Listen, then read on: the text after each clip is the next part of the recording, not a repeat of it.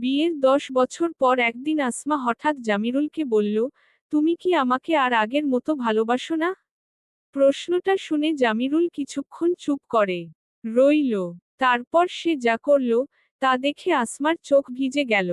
শেষ পর্যন্ত শুনলে আপনিও বুঝবেন, সত্যিকারের ভালোবাসা কখনো পুরনো হয় না। শিবনগর গ্রামের ছেলে জামিরুল জীবিকার জন্য মুম্বাইয়ে সেলাইয়ের কাজ করত। অনেক কষ্ট করে সংসার চালাতো সে। তার স্ত্রী আসমা আর দুই ছেলে, আরিফ ও রায়হান ছিল তার পৃথিবীর সবচেয়ে মূল্যবান সম্পদ। জামিরুল আর আসমার বিয়ে হয়েছিল ভালোবেসে। বিয়ের প্রথম কয়েক বছর যেন স্বপ্নের মতো কেটেছিল। সন্ধ্যায় কাজ থেকে ফিরে জামিরুল আসমার পাশে বসে গল্প করত। মাঝে মাঝে বাজার থেকে ছোট্ট একটা গোলাপ ফুল নিয়ে আসত। আসমা সেই ফুল যত্ন করে বইয়ের পাতার মধ্যে রেখে দিত। সময়ের সঙ্গে সঙ্গে সংসারের দায়িত্ব বাড়তে লাগল। ছেলেদের পড়াশোনা, বাড়ির খরচ, নিজের ভবিষ্যতের চিন্তা, সব মিলিয়ে জামিরুল আরও বেশি পরিশ্রম করতে শুরু করল। সকালে কাজে যেত, রাতে ক্লান্ত শরীরে ফিরত। একদিন রাতে খাওয়া শেষ করে আসমা চুপচাপ বারান্দায় বসেছিল। জামিরুল কাছে গিয়ে বলল, কি হয়েছে? মন খারাপ কেন? আসমা মৃদু হেসে বলল, কিছু না। কিন্তু জামিরুল বুঝতে পারল, কিছু একটা হয়েছে। অনেক জিজ্ঞাসা করার পর আসমা ধীরে ধীরে বলল, একটা কথা বলবো? জামিরুল বলল, বলো। আসমা বলল, তুমি কি আমাকে আর আগের মতো ভালোবাসো না? কথাটা শুনে জামিরুল থমকে গেল। আসমার চোখে পানি চলে এল। সে বলল, আগে তুমি আমাকে সময় দিতে, আমার কথা শুনতে, মাঝে মাঝে ফুল এনে দিতে। এখন তো শুধু কাজ আর কাজ। জামিরুল কিছু বলল না, শুধু আকাশের দিকে তাকিয়ে রইল। পরদিন খুব ভোরে সে কাজে চলে গেল। সারাদিন আসমার মন খারাপ ছিল।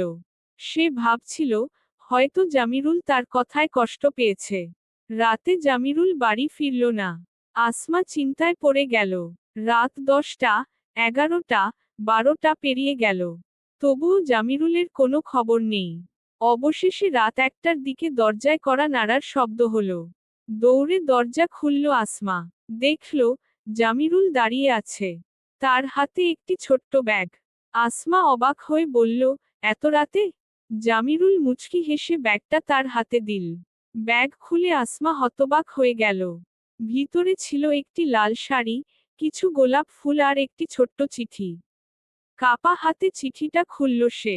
তাতে লেখা ছিল, প্রিয় আসমা, আমি হয়তো আগের মতো প্রতিদিন ফুল এনে দিতে পারি না। প্রতিদিন তোমার পাশে বসে গল্পও করতে পারি না।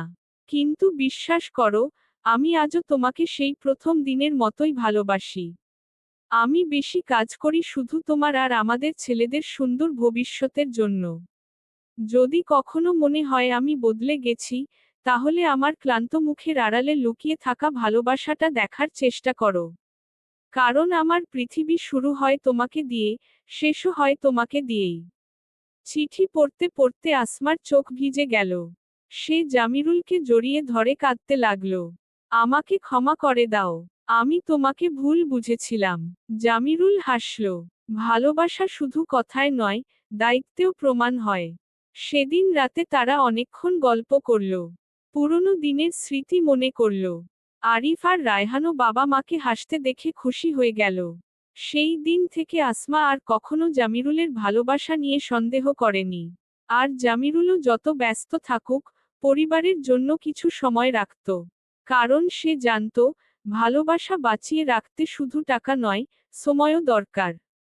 ভালোবাসা যদি সত্যিকারের হয়, তাহলে বছরের পর বছর পেরিয়ে গেলেও তার সৌন্দর্য কখনো কমে না।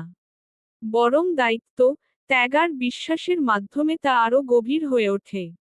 জামিরুল ও আসমার গল্প তারই প্রমাণ। লাল হার্ট।